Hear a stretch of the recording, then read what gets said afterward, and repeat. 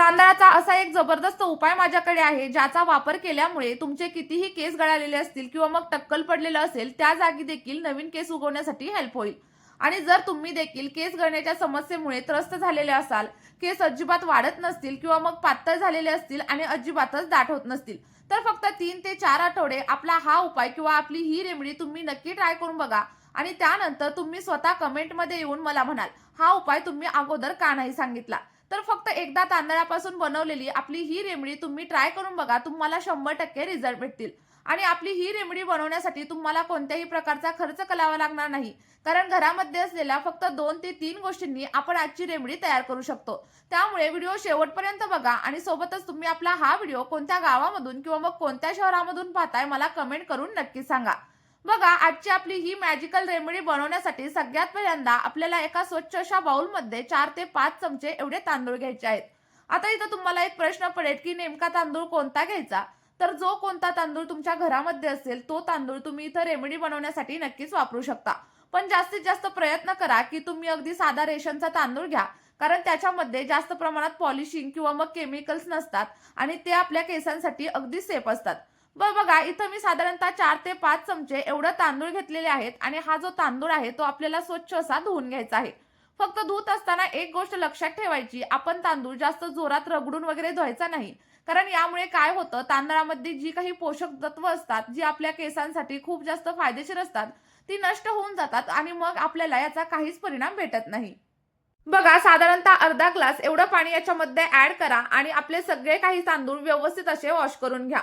कारण काय होतं, बऱ्याच वेळा तांदूळावरती धूळ असते, माती असते आणि काही प्रमाणात पॉलिश देखील केलेली असते. त्यामुळे हे सगळं काही काढणं खूप जास्त गरजेचं असतं. त्यामुळे इथं अर्धा ग्लास पाणी ऍड करायचा, व्यवस्थित असं मिक्स करून घ्यायचं आणि त्यानंतर बघू शकता तांदळामध्ये थोडीफार प्रमाणात इथं घाण तुम्हाला दिसत असेल. आता हे जे पाणी आहे ते काढून टाका आणि त्यानंतर स्वच्छ अशा तांदळामध्ये पुन्हा एकदा अर्धा ग्लास एवढं फिल्टर केलेलं पाणी ऍड करा. बघा, साधारणतः अर्धा ग्लास पाणी तुम्ही इथं टाकलं ना तर ते देखील पुरेसं होतं. आणि आपल्याला हे जे मिश्रण आहे ते आता रात्रभर असंच ढाकून ठेवायचं आहे. आणि दुसऱ्या दिवशी सकाळी आपण हे जे पाणी आहे ना ते वापरणार आहोत. आणि जेव्हा आपण तांदळाचं पाणी फर्मंट करायला ठेवतो तेव्हा ते आपल्या केसांसाठी अतिशय फायदेशीर मानलं जातं. आणि जेव्हा तांदळाचं पाणी फर्मंट होतं तेव्हा त्याच्यातील जी काही पोषक तत्व असतात ती अगदी दुप्पट नाही तर तिप्पट पटीने वाढत असतात. आता रात्रभर भिजल्याच्या नंतर इथं तुम्ही बघू शकता आपलं तांदूळ व्यवस्थित असे भिजलेले आहेत आणि त्याला किती छान असा कलर देखील आलेला आहे. जेव्हा तुमच्या पाण्याला व्हाईट कलरचा रंग येईल ना तेव्हा असं समजायचं की तुमचं तांदळाचं पाणी इथं रेडी झालेलं आहे. आणि आता इथं बघू शकता जे काही तांदूळवरती शिल्लक राहिले होते ते इथं मी गाळून साईडला ठेवलेले आहेत. आणि हे तुम्ही फेकून वगैरे अजिबात देऊ नका. तर याचा तुम्ही राईस किंवा मग तुम्हाला जे काही बनवायचंय ते बनवून नक्कीच खाऊ शकता. त्यानंतर आता या तयार झालेल्या पाण्याचा वापर कसा करायचा हा प्रश्न देखील तुम्हाला पडलेला असेल, तर ते देखील मी तुम्हाला सांगणार आहे.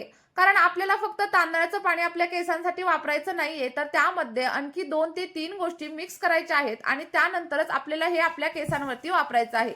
तांदळाच्या पाण्यामध्ये असलेले अॅमिनो ऍसिड्स आणि सोबतच मिनरल्स आपल्या केसांच्या मुळांना मजबूत बनवतात, केसांचं तुटणं कमी करतात आणि सोबतच केस दाट होण्यासाठी देखील आपल्याला हेल्प करत असतात. बघा, त्यानंतर आपण याच्यामध्ये ऍड करणार आहे ते म्हणजे ॲलोवेरा जेल. शक्यतो जर तुमच्याकडे ताजं असं ॲलोवेरा जेल असेल तर ते तुम्ही इथं वापरू शकता.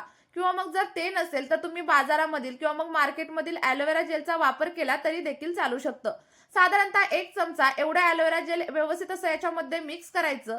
कारण याच्यामध्ये vitamin A, vitamin C, vitamin E आणि व्हिटॅमिन बी12 असतं. सोबतच फॉलिक ऍसिडचं प्रमाण देखील खूप जास्त प्रमाणावरती असतं, ज्यामुळे आपल्या केसांची मुळं मजबूत होतात आणि हळूहळू केस गळती देखील कमी होते. आता व्यवस्थित असं मिक्स करून घ्या आणि मिक्स केल्याच्या नंतर याच्यामध्ये आपल्याला साधारणतः 1 चमचा एवढं कोकोनट ऑइल ऍड करायचं आहे. जर तुम्हाला कोकोनट ऑइल सूट होत नसेल किंवा मग आवडत नसेल तर त्याऐवजी तुम्ही जे कोणतं ऑइल वापरत असाल ना ते घेतलं तरी देखील चालू शकतं. पण कोकोनट ऑइल आपण जेव्हा घेतो ना तेव्हा केसांच्या मुळांना एक वेगळंच पोषण भेटतं आणि केस अगदी सॉफ्ट होतात आणि सोबतच मुलायम होण्यासाठी देखील हेल्प होत असते. आणि त्यानंतर आपलं जे काही सगळं मिश्रण आहे ते व्यवस्थित असं मिक्स करून घ्या.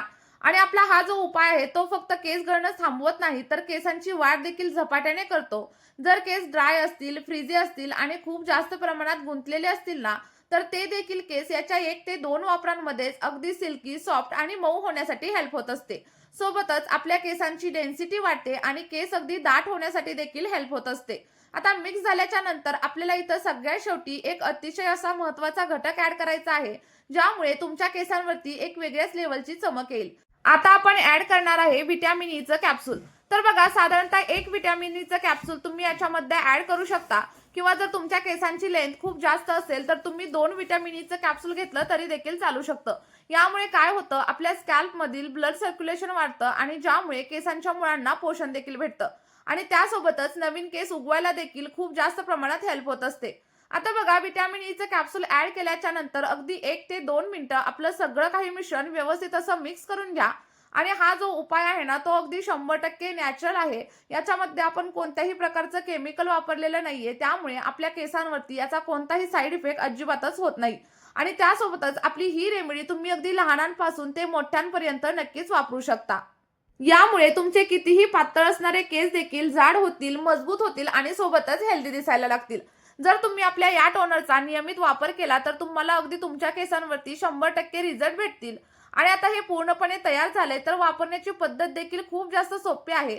तुम्हाला काय करायचंय, आपलं हे जे टोनर आहे ते एखाद्या स्प्रे बॉटलमध्ये ट्रान्सफर करायचं आणि त्यानंतर आपल्या स्कॅल्पवरती आणि सोबतच केसांच्या संपूर्ण लेंथवरती अप्लाय करायचं आहे. अप्लाय करून झाल्याच्या नंतर 2 ते 3 मिनिटं अगदी हलक्या हाताने मसाज करा आणि मसाज करून आपलं जे टोनर आहे ते केसांवरती तसंच राहू द्या.